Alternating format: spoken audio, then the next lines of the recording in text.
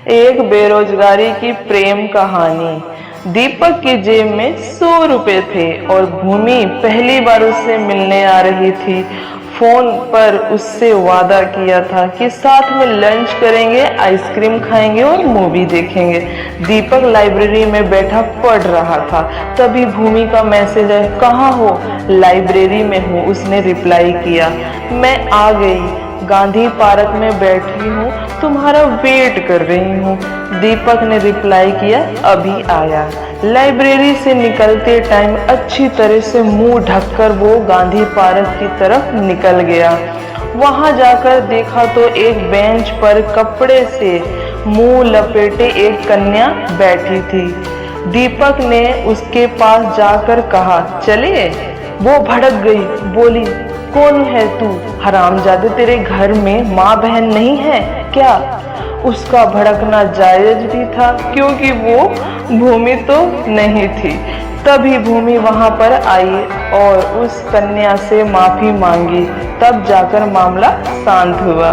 अब दोनों पार्क से बाहर आए। भूमि दीपक की हालत पर हंस रही थी। भूमि ने कहा, बहुत जोर से भूख लगी है, पहले लंच कर लेते हैं, फिर मूवी देख लेंगे। दीपक ने भी हाँ में हाँ मिलाई और बोला, चलो आज तुम्हें यहाँ का सबसे बेस्ट खाना खिलाता हूँ। थोड़ी ही देर में दोनों होटल मोती पैलेस के सामने थे, क्योंकि उसके सामने अन्नपूर्णा रसोई थी। भूमि मोती पैलेस की तरफ जाने लगी तो दीपक बोला, अरे इधर नहीं, ये तो सबसे बेकार है। उसने मन में सोचा, क्योंकि यहाँ मिनिमम 400 रुपये से खाना शुरू होता है और अपनी जेब में मात्र 100 रुपये हैं। दीपक उसे अन्नपूर्णा रसोई में ले गया, जहाँ उन्होंने 16 रुपये में दोनों ने खाना खाया। साथ में 20 रुपये की छाछ ले ली। भूमि को दीपक थोड़ा अजीब लगा। ऐसे कौन पहली बार ही किसी लड़की को अन्नपूर्णा में खाना खिलाने लेकर जाता है। फिर बारी आई आइसक्रीम की तो बाहर निकलते ही कुल्फी की रेहड़ी दिख गई। दीपक ने उसे आवाज लगाई। एक 5 रुपए वाली और एक 10 रुपए वाली कुल्फी ले ली। 5 रुपए वाली खुद खाने लगा और 10 रुपए वाली भूमि को खिला दी। अब बारी थी मूवी देखने की तो मार्केट में पेन ड्राइव वगैरह में गाने भरने वाली सबसे फेमस दुकान पर गया और वहां जाकर भूमि से पूछा, बताओ कौन सी मूवी देखनी है। भूमि बोली, रांझना। दीपक ने निकाला 20 रुपए का नोट और बोला, भैया मोबाइल में रांझना मूवी डाल दो और हाँ HD क्वालिटी में डालना। दुकान वाले ने मूवी डाल दी। भूमि हंस रही थी उसकी इन हरकतों पर। दीपक 5 रुपए वाले 4 पैकेट पॉपकॉर्न के ले आया। अब दीपक और भूमि दोनों ने गांधी पार्क में बैठकर मूवी देखने लगे। मूवी देखते देखते दीपक ने भूमि से कहा, और वो कोई ख्वाहिश तो हो तो बता दो।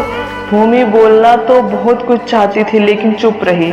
फिर दीपक ने कहा, देखो मैं मानता हूँ कि फिलहाल मैं बेरोजगार हूँ, लेकिन मैं मेहनत कर रहा हूँ और मुझे विश्वास है कि मैं एक दिन सरकारी नौकरी जरूर लगूंगा।